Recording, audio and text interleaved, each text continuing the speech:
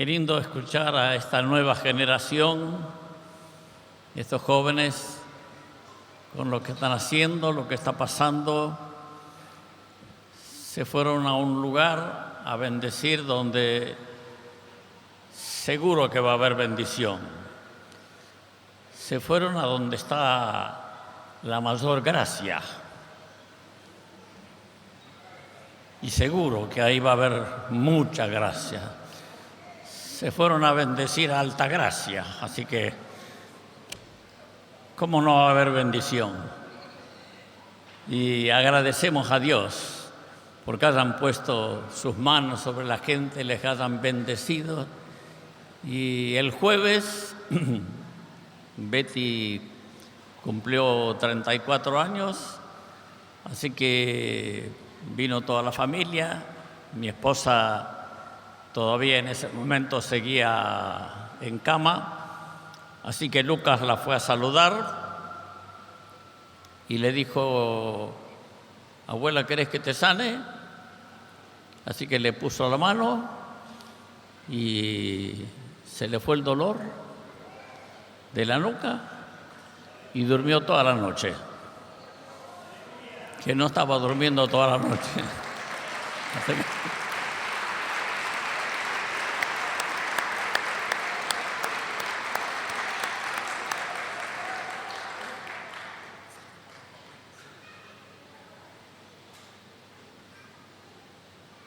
Así que doy fe de que algo está pasando con esta nueva generación.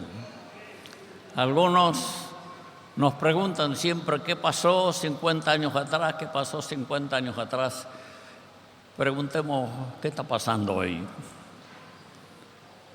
Porque Dios hizo algo 50 años atrás que hacía falta, era necesario en su momento, pero Dios quiere seguir obrando hoy. Amén. ¿Y qué es lo que está haciendo Dios hoy? En aquel momento tenía que renovar muchas cosas que estaban mal en la vida de la iglesia. Y vino todo ese renuevo, toda esa luz, y fue tan importante, tan necesaria para ese momento histórico de la iglesia. Y el cambio vino, y vino la transformación. Y el Señor nos enseñó a vivir el Evangelio a las 24 horas del día. Nos enseñó a vivir el reino continuamente. O sea, el cambio fue extraordinario. De una iglesia congregacional a una iglesia familia, de tener como centro la salvación a tener como centro el propósito de Dios. Ya no es el hombre el centro es Dios y su propósito. Y para Él vivimos, para Él estamos en esta tierra, para que su propósito se cumpla. Pero hoy Dios está haciendo otra cosa más. No es que está borrando lo anterior, está añadiendo. Entonces tenemos que gozarnos y alegrarnos y meternos en el río de Dios. ¿Para dónde va el cauce? Y el cauce va para este lado. El Señor está fluyendo por ahí. Metámonos por ahí. ¿Será con la nueva generación? ¿Será con los chicos? ¿Será con los jóvenes? O también algunos viejos podremos entrar también. Dice jóvenes y viejos juntamente. Así que no nos quedemos atrás, ni tengamos celos de lo que está pasando con los chicos, sino al contrario, agarrémonos de la chomba de los chicos. Ya no usan saco, así que tenemos que agarrarnos de la chombita de ellos, de lo que sea, y decir: Señor, yo quiero estar en tu río. Amén. Primera Juan, capítulo 2. Esto fue escrito en el año 90.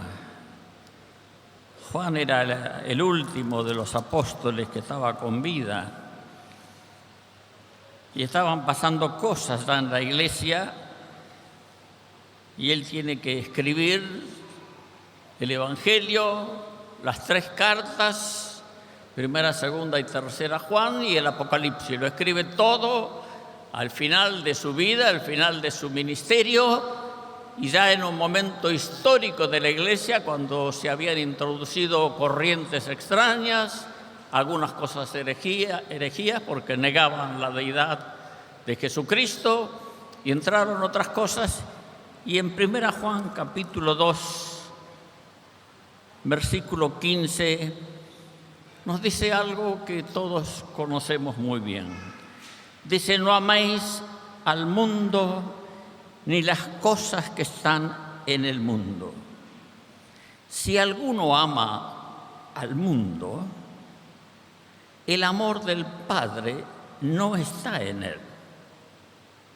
Porque todo lo que hay en el mundo, los deseos de la carne, los deseos de los ojos y la vanagloria de la vida, no provienen del Padre, sino del mundo. Y el mundo pasa y sus deseos, pero el que hace la voluntad de Dios, ¿cómo sigue? Permanece para siempre. Pero el que hace la voluntad de Dios permanece para siempre. Lo decimos todos juntos. Pero el que hace la voluntad de Dios permanece para siempre. En San Juan capítulo 17 Jesús oró. Ahí está esa oración tan conocida por la unidad. Y Juan 17:15 dice: no ruego que los quites del mundo, sino que los guardes del mal. No son del mundo, como tampoco yo soy del mundo. Santifícalos en tu verdad. Tu palabra es verdad. Como tú me enviaste al mundo, así yo los he enviado al mundo. En conclusión, estamos en el mundo, pero no somos del mundo. Estamos en el mundo, pero no pertenecemos al mundo. Nos envió al mundo, no para amar al mundo, sino a las personas de este mundo. Y para eso estamos en esta tierra. Y al escuchar a estos jóvenes contar lo que contaron, podemos decir, ellos fueron no para amar al mundo, fueron a Altagracia no para amar al mundo, sino para amar a las personas de este mundo, sean ricos o sean pobres. Y conozco algunas de las situaciones de ahí, porque conozco a los hermanos de Río Tercero que van a esa región y sé que están trabajando con personas que han vivido vidas deshechas, destruidas, y están trabajando, y muchos de estos se han recuperado, pero totalmente de una vida muy lejos de Dios, pero muy lejos de Dios. Y salieron de esos lugares, fueron recuperados, porque alguien amó a estas personas del mundo. Yo quiero ilustrar esto de estar en el mundo y no ser del mundo. Quiero ilustrarlo con el Antiguo Testamento, con la historia de Israel. En 3 oportunidades, Israel estuvo en cautiverio, o sea, estuvo en el mundo, en 3 naciones o imperios de extrañas costumbres para el pueblo de Dios. Israel estuvo fuera de la tierra prometida en Egipto, del imperio egipcio, estuvo en Asiria, los llevaron a Siria, y estuvo en Babilonia. En esos 3 lugares estuvo Israel. Y estos 3 lugares son figuras del mundo. Y vemos que fueron 3 situaciones diferentes las que vivió el pueblo de Israel en esos lugares. Si podemos ver esa imagen de Israel y las tres naciones, un dibujito muy sencillo, pero allá está Egipto, y todos muchas veces hemos visto que es una figura del mundo, y Moisés como el gran líder, el libertador, la que está de este lado, Asiria. Aquí hubo una mezcla con el mundo, y la tercera vez que Israel está fuera de su tierra es en el imperio babilónico, con los caldeos. Ahí el que se destaca como líder es Daniel. Allí fueron y volvieron. De Egipto salieron, aquí a Siria fueron, pero no volvieron nunca más. Y allá en Babilonia fueron y volvieron.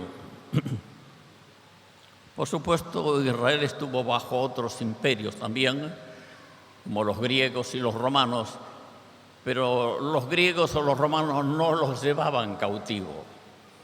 O sea, ocupaban la tierra, los hacían tributarios, pero estaban en su tierra. Pero en estos casos, con estos tres imperios, ellos llevaban a la gente a cautiverio. Y por eso se los llevaron en varias tandas, se los llevaron a Babilonia, a Israel los llevaron, y los asirios eran terribles en ese sentido cuando tomaban algunas naciones, algunos pueblos. Pero con los griegos y los romanos fue diferente. Después vino el Imperio Otomano y por último Inglaterra lo tuvo a esa tierra de Palestina como un protectorado, hasta que en el 47, 48 vuelve a ser una nación. La primera figura del pueblo de Dios en el mundo es Egipto. En Egipto pasaron 430 años. Moisés fue el líder que Dios usó para sacar a su pueblo de Egipto. ¿Quién era Moisés? ¿Qué tuvo Moisés para llegar a hacer semejante hazaña de sacar a un pueblo de, se calcula, 2 millones de personas, sacarlo debajo de ese ejército poderoso que había en Egipto, liberarlo? ¿Qué tuvo este hombre?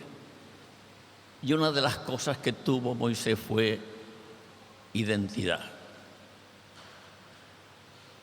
Moisés rehusó llamarse hijo de la hija de Faraón y escogió antes, dice el libro de Hebreos, el vituperio de Cristo. Eligió al pueblo de Dios. Eligió vivir como un esclavo.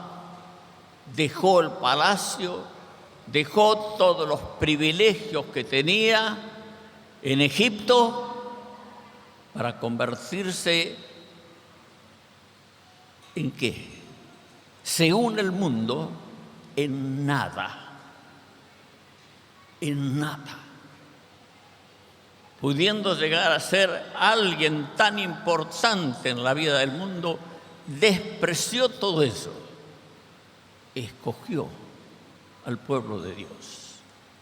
Moisés tuvo identidad y por eso Dios lo usó. Moisés es una figura de Cristo, porque fue quien liberó al pueblo de la esclavitud, lo sacó de la esclavitud y lo llevó hacia la tierra prometida. Por eso es una figura muy clara de lo que Cristo ha hecho con cada una de nuestras vidas. Nuestro libertador es Cristo. Amén. Nuestro libertador es el Señor. Por más que alguien nos haya impuesto las manos, por más que alguien nos haya hablado, por más que alguien haya impuesto su mano y nos haya sanado, por más que alguien nos haya bendecido quien se lleva toda la gloria es el Señor, porque Él es quien hace la obra. Como bien nos enseñó el viernes Oscar, es Dios quien hace la obra. Nos usa a nosotros, usa a aquellos que tienen una clara identidad, usa a aquellos que se entregan, que le creen. Y Moisés era un hombre como cualquiera de nosotros, pero estaba definido. Aunque luego él fue decayendo en su fe, pero Dios volvió a levantarlo otra vez. Moisés es la figura de alguien que tiene clara identidad. Ya hablamos el año pasado de las 10 plagas de Egipto y cómo Dios usó a Moisés vez tras vez y fue contra los dioses, los 10 dioses de Egipto, y fue contra ellos y fueron liberados de la tierra de Egipto. Y luego cruzaron el Mar Rojo. Y el cruzar el Mar Rojo es una figura tan clara del bautismo. Cuando uno muere y queda atrás toda la vieja vida. El bautismo es un corte, es una identificación con el pueblo de Dios, es una identificación con Dios, es una identificación con Jesucristo. Nos identificamos plenamente con la obra de Dios y termina para siempre una vieja vida, cortamos con el mundo. Eso es lo que Juan está diciendo cuando dice no améis al mundo. No se refiere a no amar a la gente, no se refiere a no amar la naturaleza, no se refiere a no amar al planeta, a lo que está aquí. Es el espíritu de este mundo. En este mundo hay un espíritu.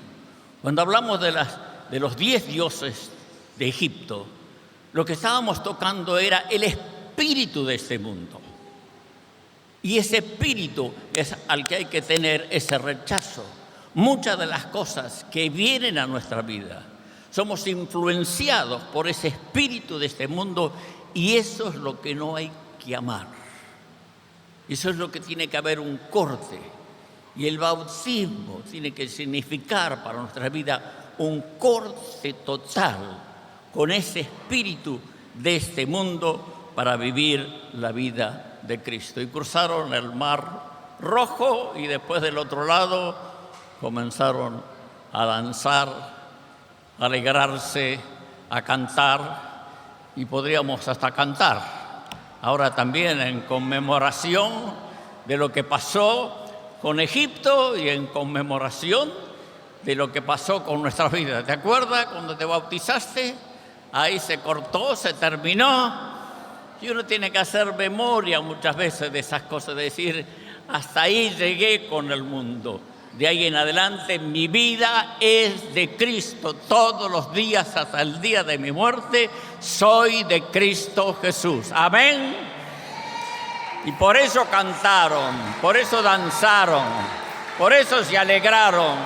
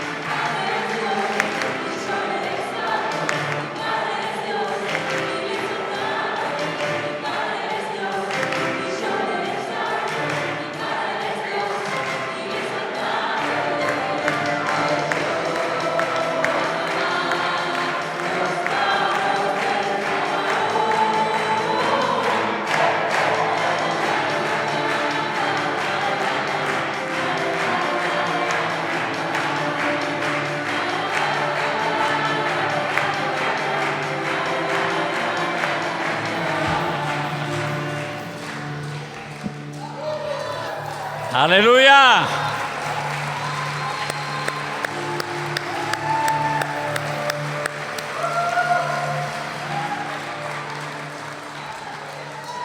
Estamos felices de ser del pueblo de Dios. Estamos felices de ser del pueblo de Dios. Amén. Y no te atreverías a dar unos pasitos de alegría. Tantas veces te prohibieron ir a bailar. Aprovecha hoy para ir a bailar. Amén. Cantamos una vez más el coro.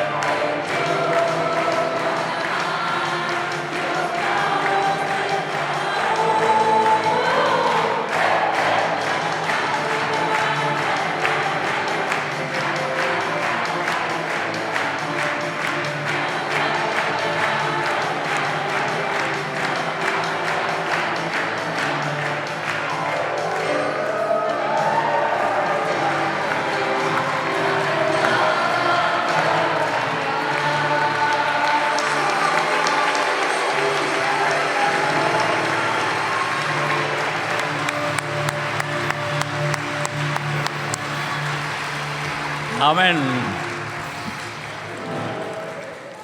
Gracias.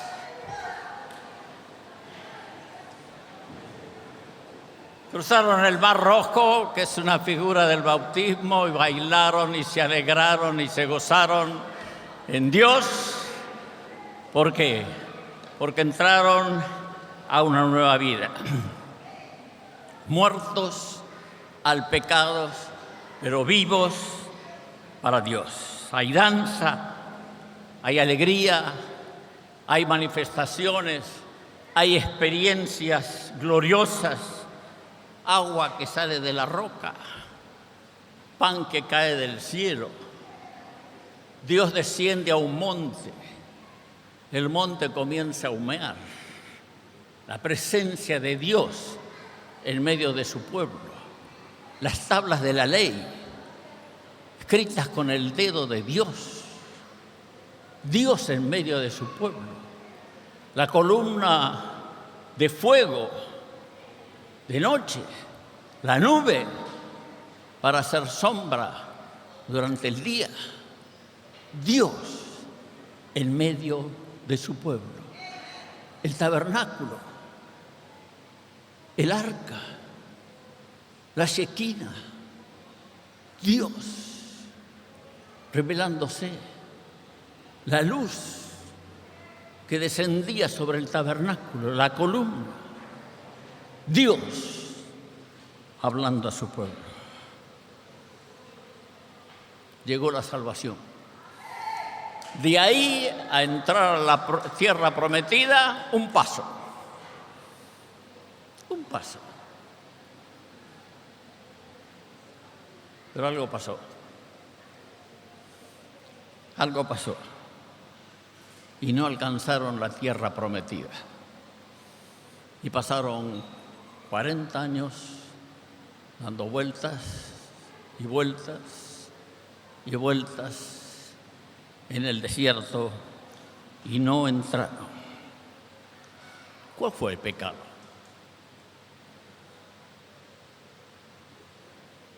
¿Cuál fue el pecado? No fue la idolatría. No fue la idolatría. El pecado fue un pecado muy simple. Se llama queja.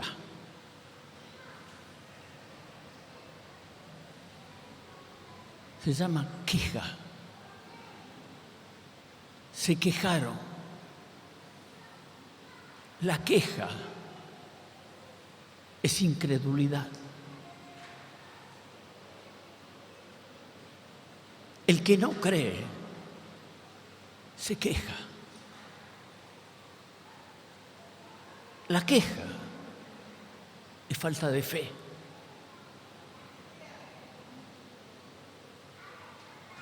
El que se queja se seca.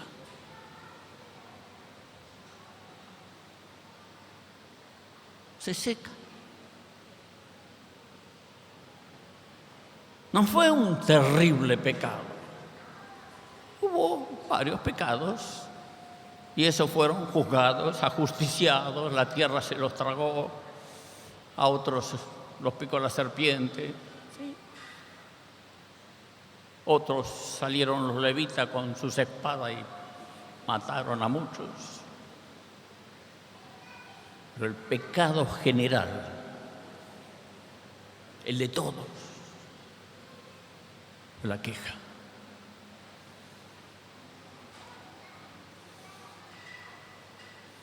Dios nos enseñó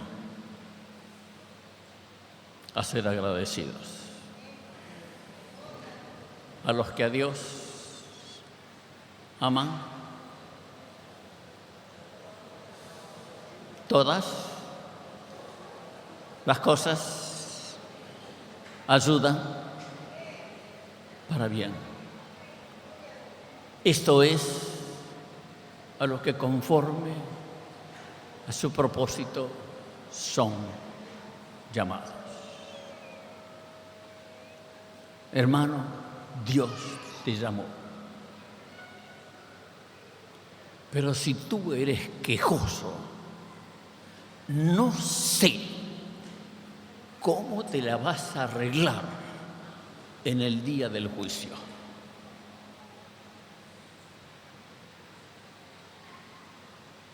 No quiero estar en tus zapatos. No sé si estaremos con zapatos, pienso que no.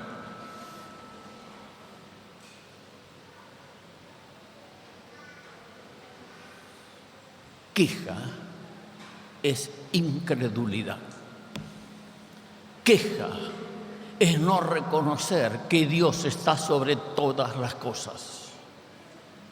¿Por qué tengo que pasar esta situación? Si no sé, levanto mis manos al Señor. Amén. ¿Por qué tengo que sufrir esto? No sé. ¿Por qué me echaron? ¿Por qué? No, ¿por qué?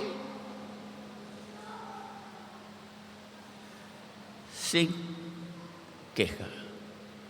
Amén.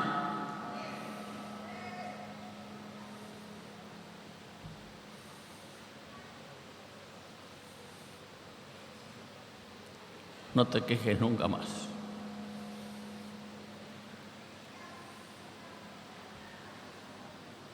No te quejes nunca más. La crítica es queja.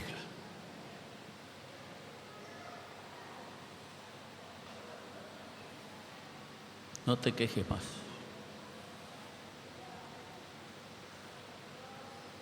La crítica es queja.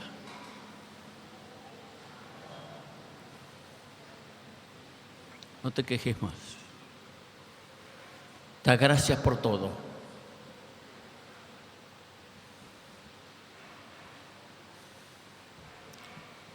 Extiende tu mano al cielo y decile: no sé, Señor, pero te doy gracias. El idioma del reino de Dios es la alabanza, es la gratitud. Amén.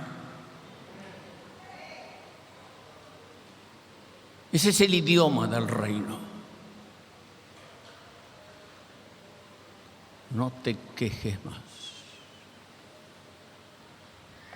por ninguna cosa.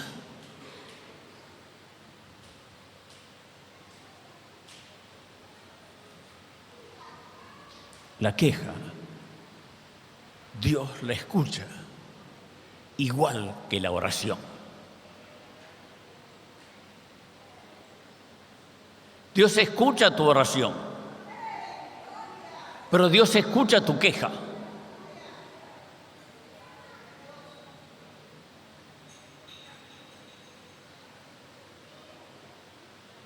Ese fue el pecado de Israel. Y se quedaron dando vueltas y vueltas y vueltas y vueltas.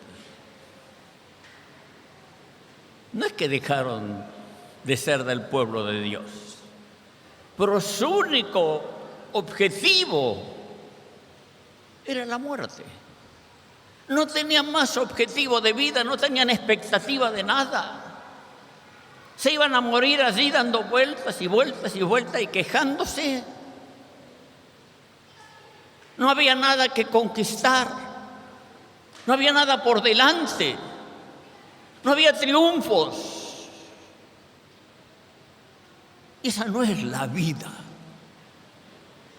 del cristiano.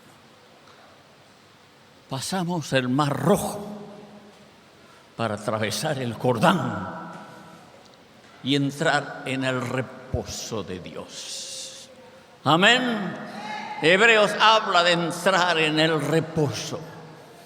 Y en el desierto no hay reposo. En la tierra prometida sí hay reposo. Y estamos llamados a esa clase de vida. Nunca Dios tuvo en mente sacarlos del mundo para que se queden en el desierto. Estamos hablando de la nueva generación. Los que entraron a la tierra prometida fueron los menores de 20 años.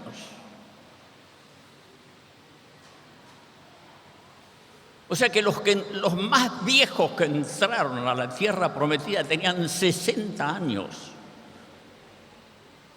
salvo Josué y Caleb.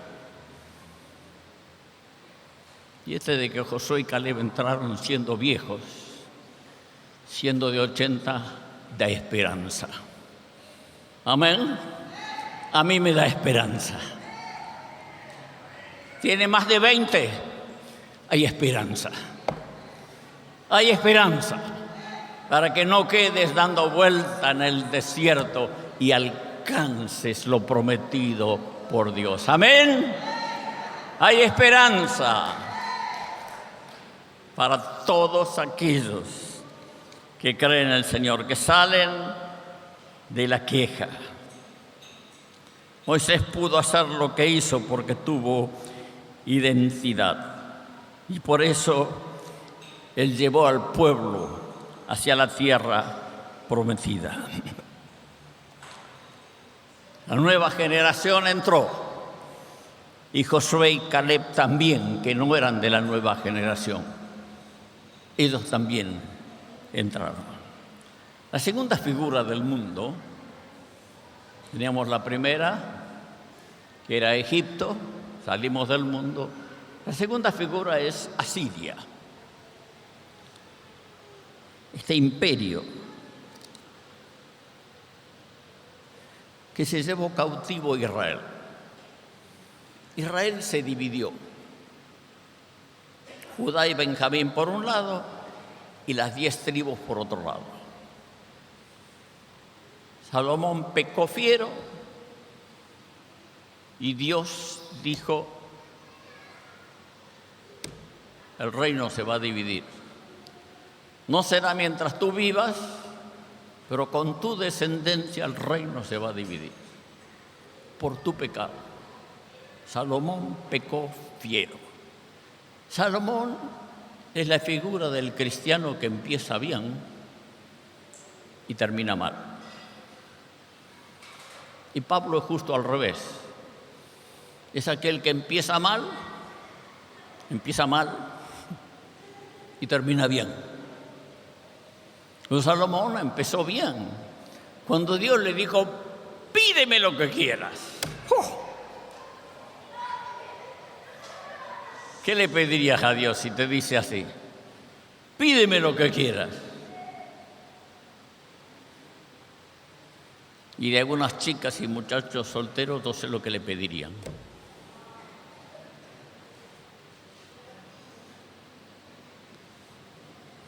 Pídeme lo que quieras.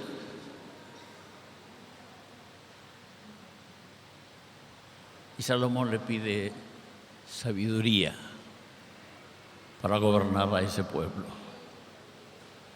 Y a Dios le agradó.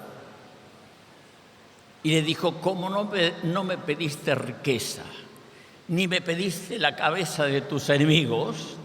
Te voy a dar sabiduría, te voy a dar riqueza y te voy a dar a tus enemigos. Y Dios se lo dio. Y le dio sabiduría. Cuando leemos los proverbios, nos damos cuenta que solo un hombre muy sabio pudo haber escrito los proverbios.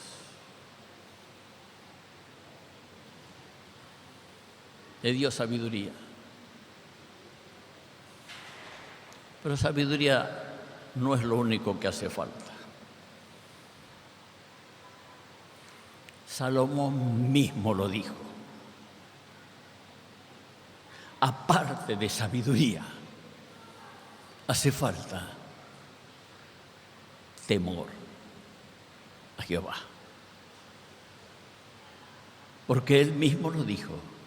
El principio de la sabiduría es el temor a Jehová. Y perdió el temor. Siguió con la sabiduría, pero perdió el temor. Teme a Dios. Teme a Dios. Teme a Dios. No seas sabio en tu propia opinión. Teme a Dios. Humilla tu corazón. Humilla tu corazón. Cuando tienes que humillar tu corazón, humilla tu corazón. Teme a Dios. Y Dios te va a honrar. Dios te va a guardar. Israel se divide. Judá y Benjamín, por un lado, todos los reyes que tienen son descendientes de David, como Dios había dicho. Algunos fueron buenos, otros regular, otros malos. Los reyes de Israel, ninguno fue descendiente de David, todos fueron malos. Dios mandó profetas a Israel de una calidad. ¿Sabe quiénes profetizaron en Israel? Y no profetizaron en Judá. Elías,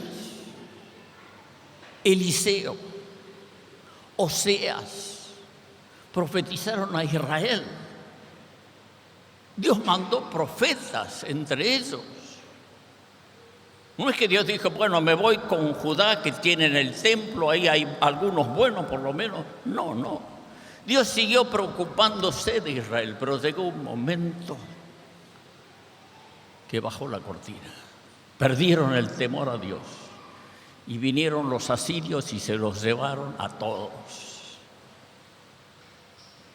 Y caminaron por el desierto y los metieron en otro lugar. Esa era la táctica de los asirios.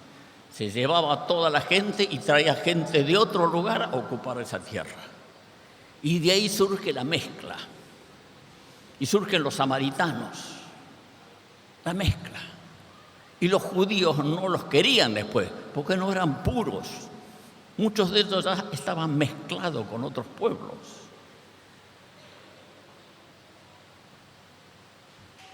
Se fueron. Figura del mundo. Los llevaron cautivo. Nunca más volvieron. Por eso la flecha que está ahí, de Israel, pueblo de Dios, hacia Asiria, es un camino de ida. Es un camino de ida, sin retorno. Son los que no volvieron más. Se mezclaron perdieron identidad.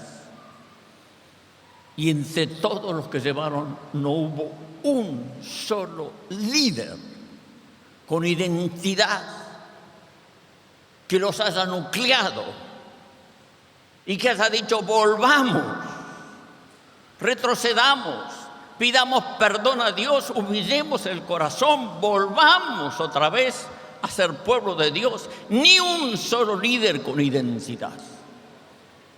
Los llevaron y no volvieron nunca más.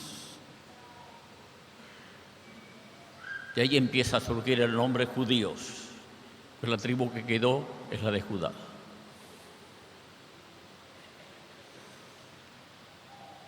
Y se mezclaron, perdieron la identidad, surgen los samaritanos, surge la mezcla, surgen los nini, ni una cosa ni la otra, no son nada. Y esa es la clase de gente que surgió.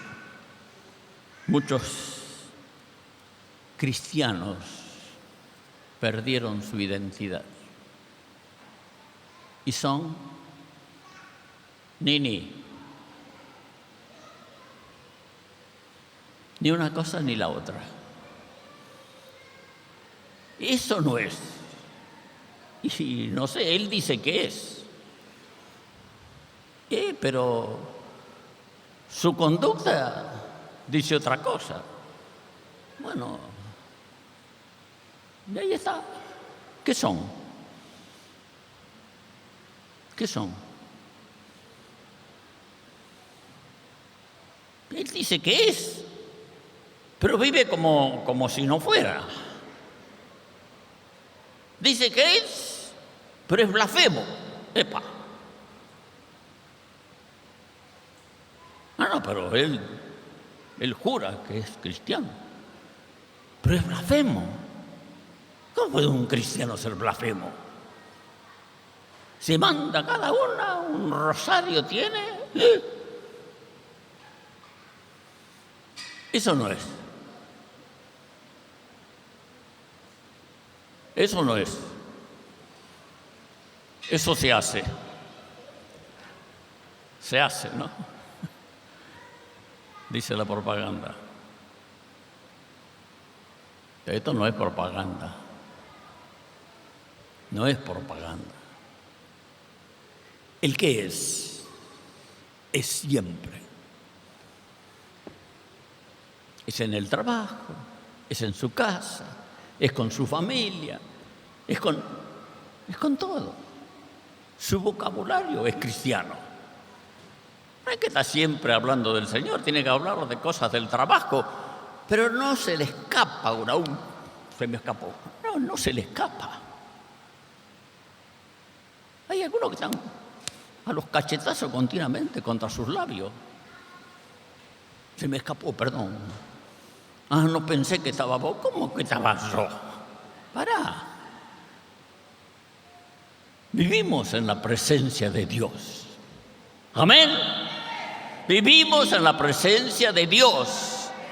No se tiene que escapar, ni lo tengo que decir con intención, porque estoy delante del Señor las 24 horas del día. Amén.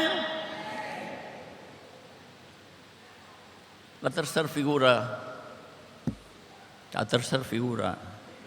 es Babilonia.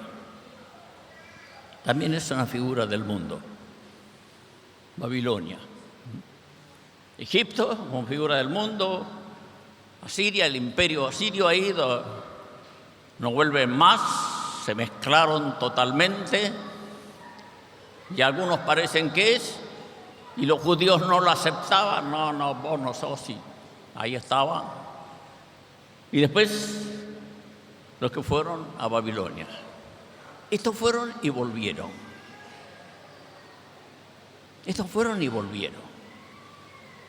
La tercera figura del mundo es Babilonia. 70 años y volvieron. Y ahí cantaron. ¿No? ¿Cantaron? No. No vamos a cantar, que ya son después, cantamos. Volverán los redimidos. ¿Está bien? Como dice la canción, y volverán.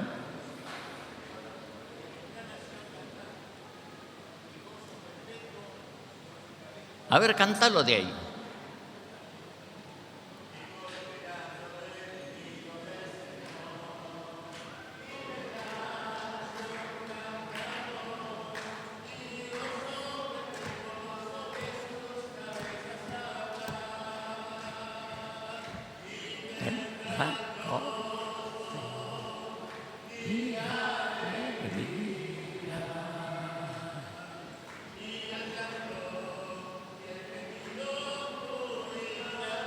Aleluya.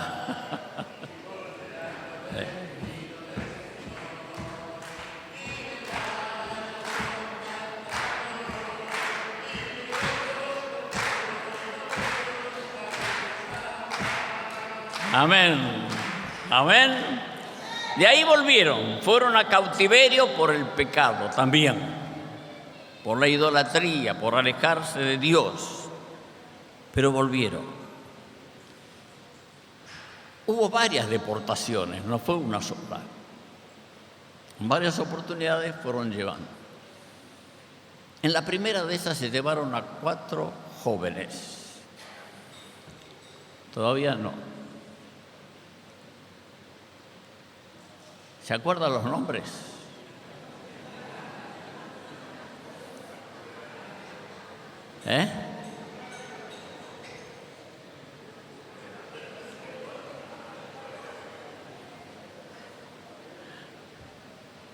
¿Cómo eran los nombres?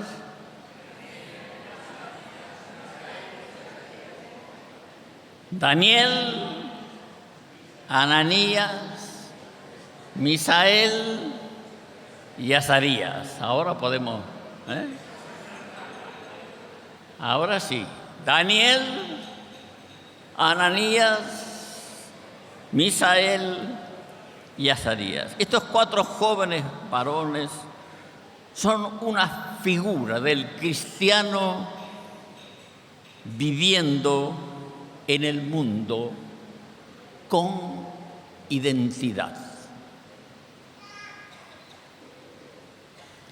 Vivieron en el mundo,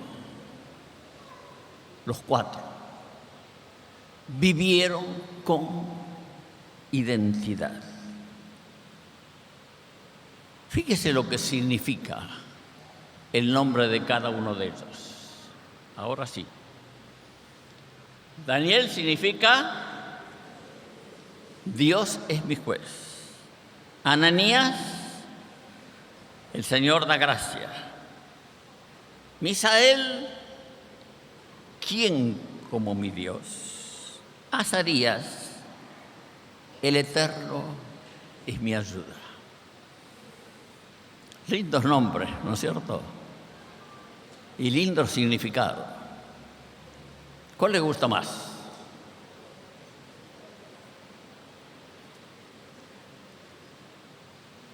¿Cuál le gusta más? A mí me gusta Misael. Acuérdese cuando tenga que poner nombre a sus hijos, Misael. ¿Qué significa Misael? ¿Quién como mi Dios? Entonces le va a enseñar a su hijo, Misael. El problema es el diminutivo, ¿no? De Misael. Entonces, ¿sabe si está llamando al gatito? Pero el lindo nombre, Misael,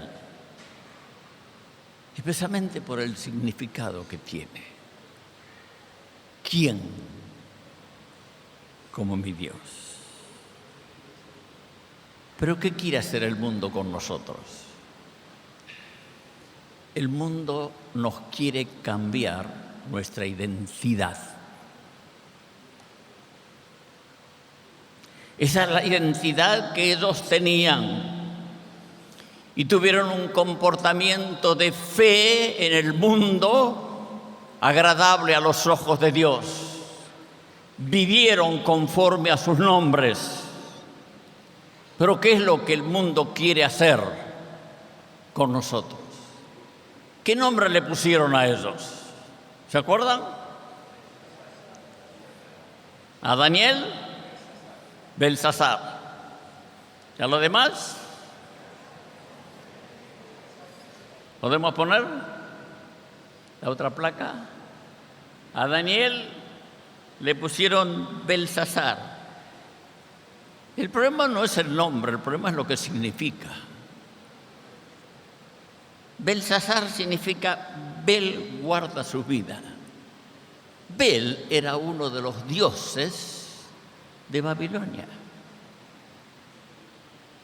Daniel se llamaba Dios es mi juez.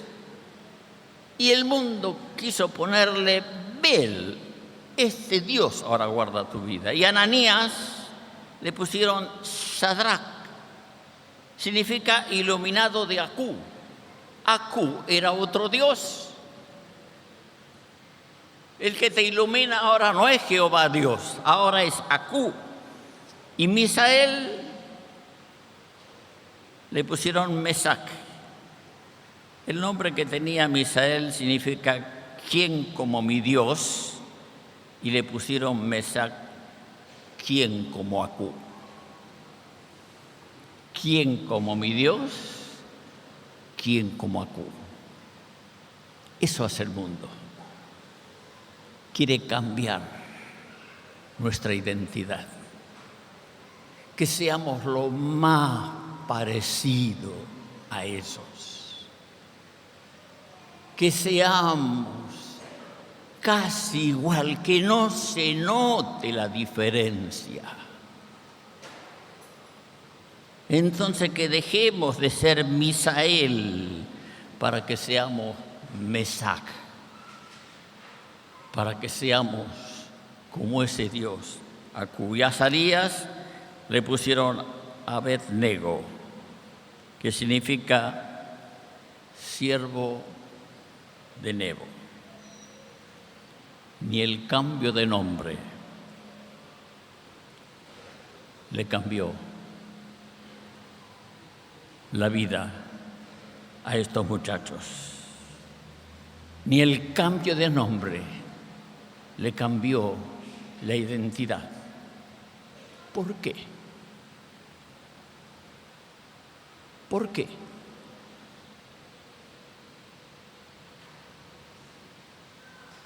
¿Por qué? La Biblia lo dice. Lo dice en Daniel 1:8. Ahí lo dice. ¿Por qué no pudo cambiar el mundo la identidad de estos muchachos?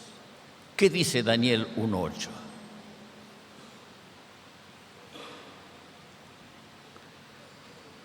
Y Daniel propuso en su corazón no contaminarse. Amén. Daniel propuso en su corazón no contaminarse. Hubo algo en el corazón de estos muchachos. Se propuso en su corazón no contaminarse y por más que los llamaban de otra manera, no pudieron cambiarle la identidad. Hermanos, todos tenemos que proponernos en el corazón lo que queremos ser para Dios. ¿Qué quiere ser para Dios? Daniel y los muchachos estaban cautivos en el mundo y propusieron en su corazón ser santos. Y lo lograron. Porque en el foso de los leones,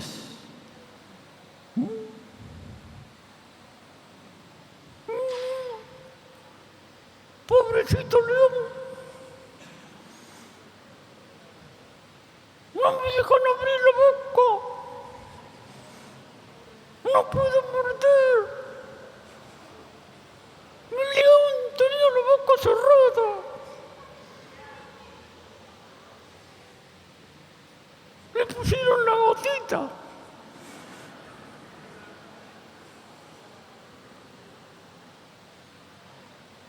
No le hizo nada. Y cuando fueron al horno de fuego, porque hay horno de fuego, hay leones y hay leonas en este mundo, y hay horno de fuego también, pero no se le echó moscó la ropa, no tuvieron olor a quemado, no había olor a mundo en eso. ¿Por qué? Porque propusieron en su corazón no contaminarse, propusieron en su corazón vivir en este mundo santos para Dios. Amén. Aleluya. Amén. Así tiene que ser nuestra vida, tu vida y mi vida. Cerramos nuestros ojos y oramos a Dios antes de cantar y volverán. Cierra tus ojos, yo cierro los míos también. Y digamos todos juntos: Señor, yo propongo en mi corazón ser santo, vivir en integridad y en pureza para gloria tuya. No diré falso testimonio, no mentiré, no seré blasfemo. Ausentaré todo pensamiento sucio. Viviré para ti. Doblaré mis rodillas solo ante ti, para gloria de tu nombre. Amén. Amén. Bendito sea el Señor. Amén.